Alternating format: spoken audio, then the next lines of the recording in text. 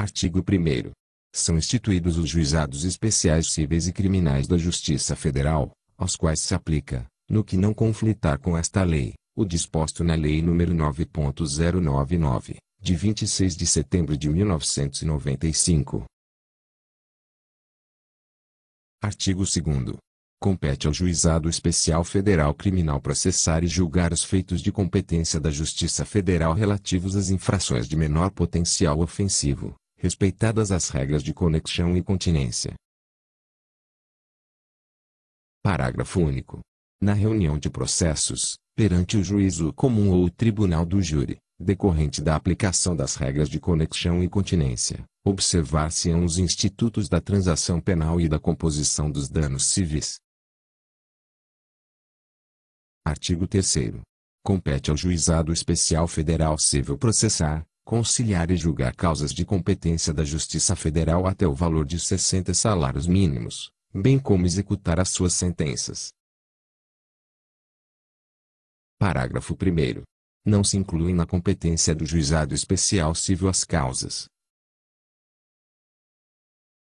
Inciso 1º.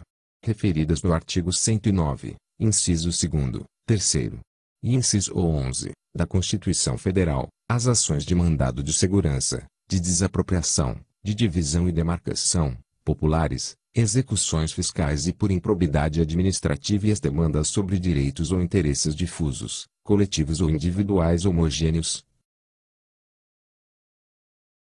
Inciso 2º.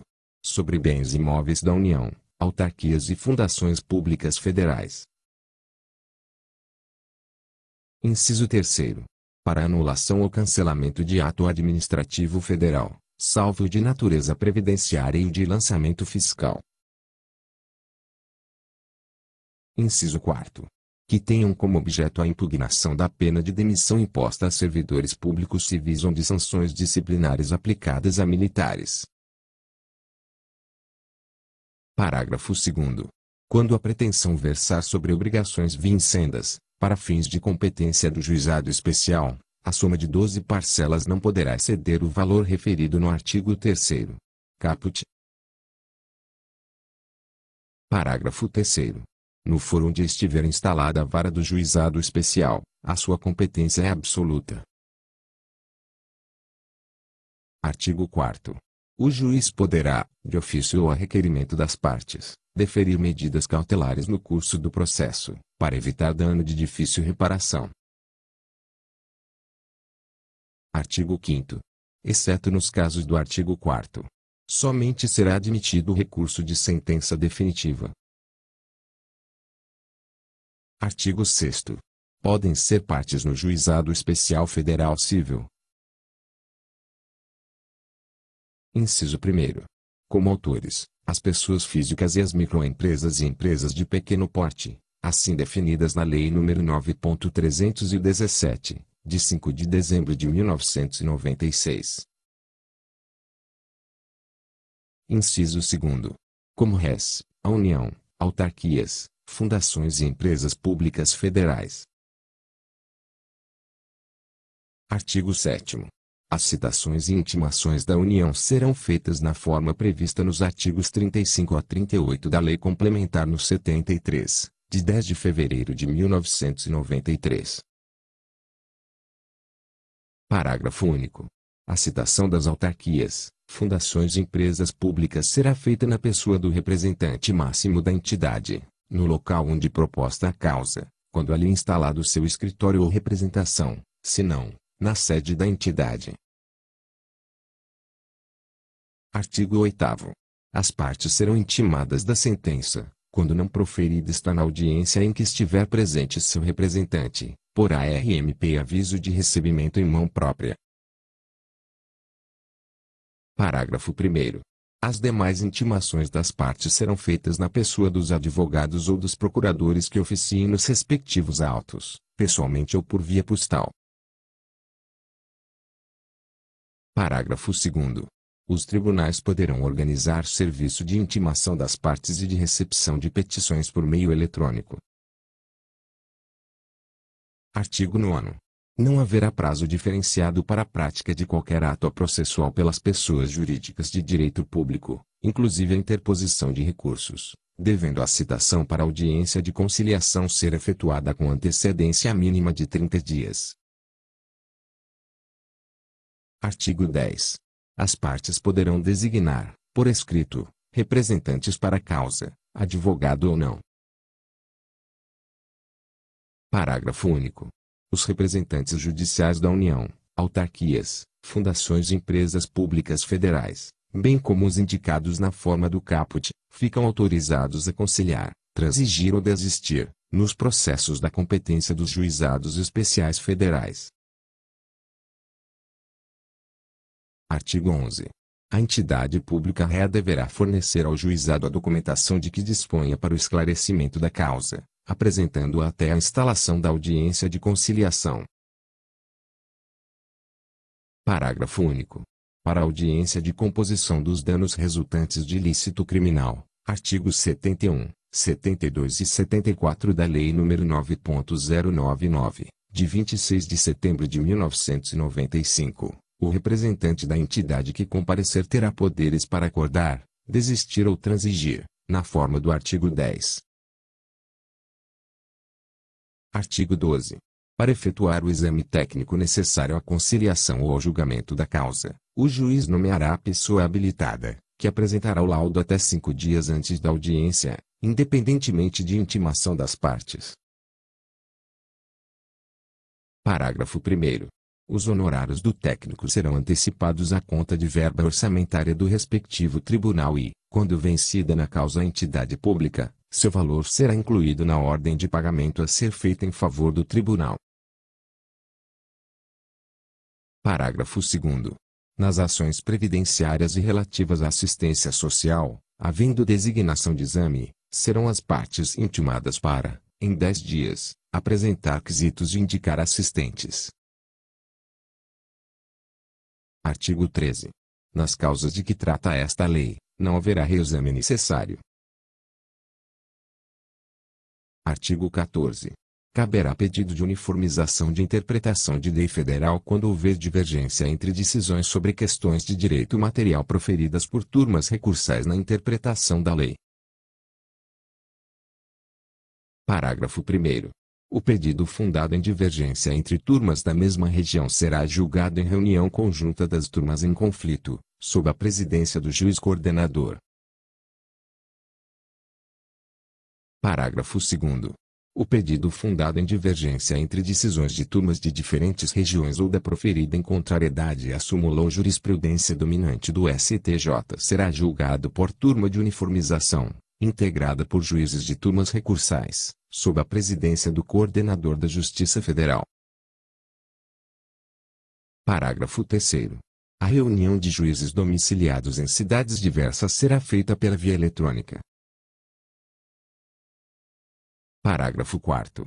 Quando a orientação acolhida pela turma de uniformização, em questões de direito material, contrariar súmula ou jurisprudência dominante no Superior Tribunal de Justiça STJ, a parte interessada poderá provocar a manifestação deste, que dirimirá a divergência. Parágrafo 5º. No caso do parágrafo 4º, presente a plausibilidade do direito invocado e havendo fundado receio de dano de difícil reparação, poderá o relator conceder, de ofício ou a requerimento do interessado, medida liminar determinando a suspensão dos processos nos quais a controvérsia esteja estabelecida. Parágrafo 6º. Eventuais pedidos de uniformização idênticos, recebidos subsequentemente em quaisquer turmas recursais, ficarão retidos nos autos, aguardando-se pronunciamento do Superior Tribunal de Justiça. Parágrafo 7º. Se necessário, o relator pedirá informações ao presidente da turma recursal ou ao coordenador da turma de uniformização e ouvirá ao Ministério Público, no prazo de 5 dias. Eventuais interessados, ainda que não sejam partes no processo, poderão se manifestar, no prazo de 30 dias.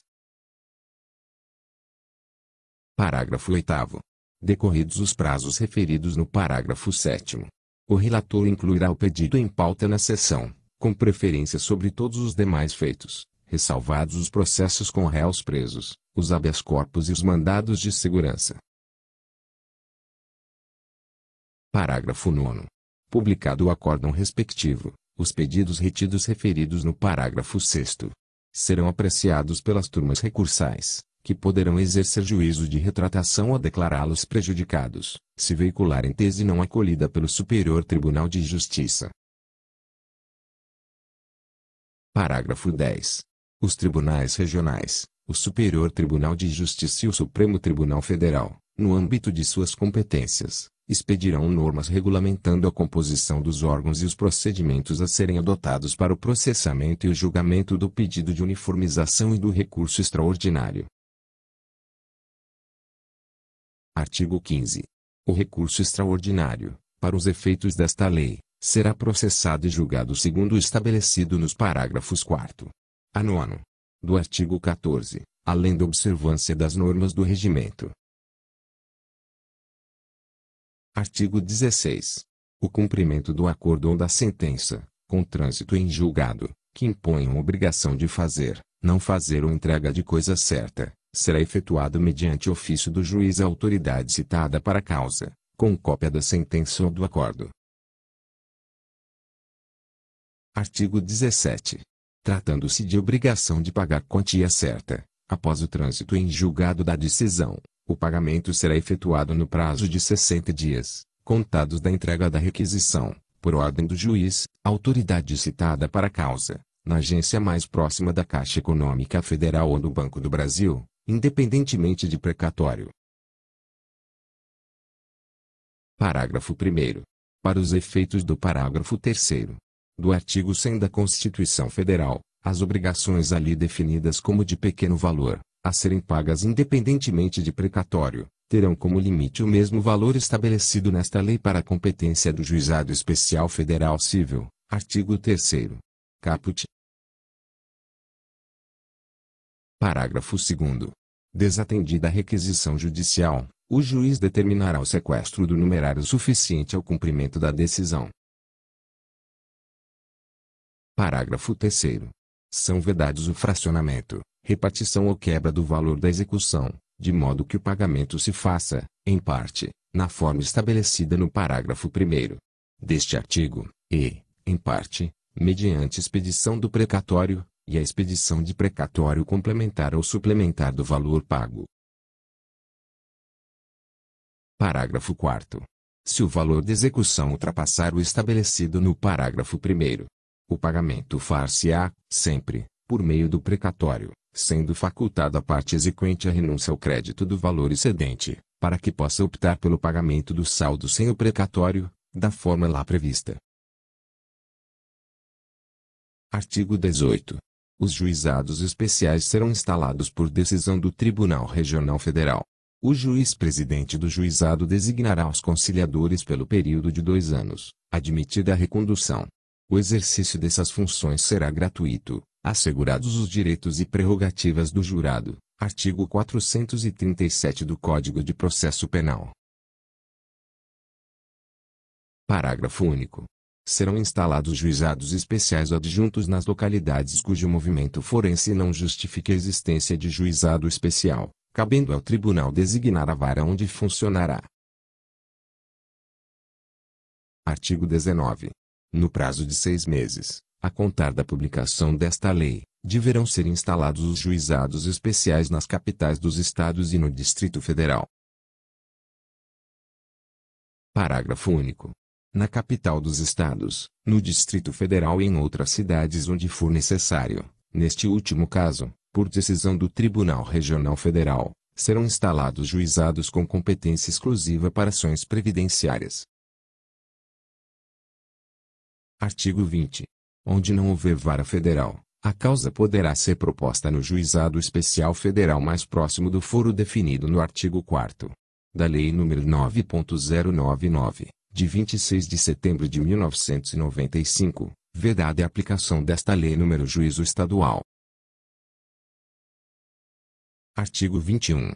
As turmas recursais serão instituídas por decisão do Tribunal Regional Federal, que definirá sua composição e área de competência, podendo abranger mais de uma seção. Parágrafo 1º e 2º. Revogados. Artigo 22. Os juizados especiais serão coordenados por juiz do respectivo tribunal regional, escolhido por seus pares, com mandato de 2 anos. Parágrafo único. O juiz federal, quando exigirem as circunstâncias, poderá determinar o funcionamento do juizado especial em caráter itinerante, mediante autorização prévia do Tribunal Regional Federal, com antecedência de 10 dias. Artigo 23.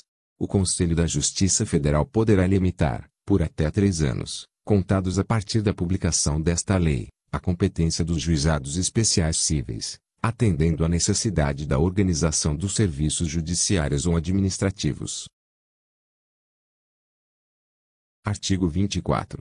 O Centro de Estudos Judiciários do Conselho da Justiça Federal e as escolas de magistratura dos tribunais regionais federais criarão programas de informática necessários para subsidiar a instrução das causas submetidas aos juizados e promoverão cursos de aperfeiçoamento destinados aos seus magistrados e servidores.